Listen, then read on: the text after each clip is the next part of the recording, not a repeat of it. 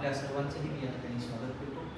मी doctor Vilas Gaikwad सरांना विनंती करतो की त्यांनी प्राचार्य डॉक्टर जी. एस. कुकडे सरांचं पुस्तक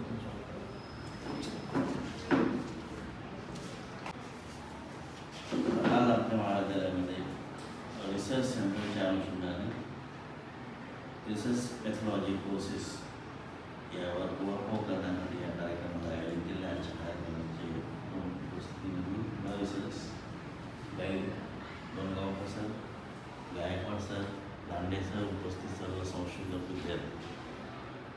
आता आमची PhD झाली त्यावेळेस आम्हाला काही कोर्स वगैरे नव्हता. माझं HP असल्यामुळे मला कोर्सवर मिळाले ते डायरेक्ट माझं PhDला ॲडमिशन झालं.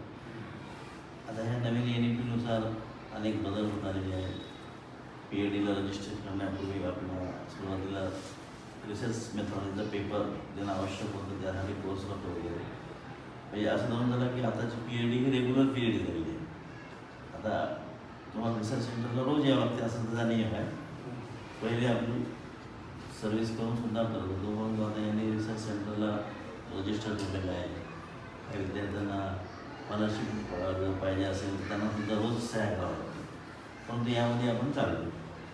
आता या वर्षापासून सरांचं म्हणणं आहे की रिसर्च मेथॉलॉजीचा पेपर हा विद्यापीठाद्वारे घेतला जाणार नाही.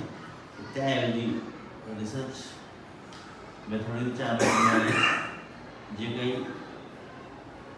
आता या ठिकाणी दिलं आहे की जसं की PhD coursework syllabus, introduction of research methodology, जे मुद्दे आवश्यक आहे, जे मुद्दे विद्यापीठानं आपल्याला सांगितलेले आहेत त्या प्रत्येक मुद्द्याला त्यांनी हात लावलेला आहे. आणि या अनुषंगानं ऑनलाईन क्लासेस तुमचे या ठिकाणी येणार आहेत आणि तेच तुमचा पेपर या ठिकाणी होईल असं यांनी सर मला सांगितलं.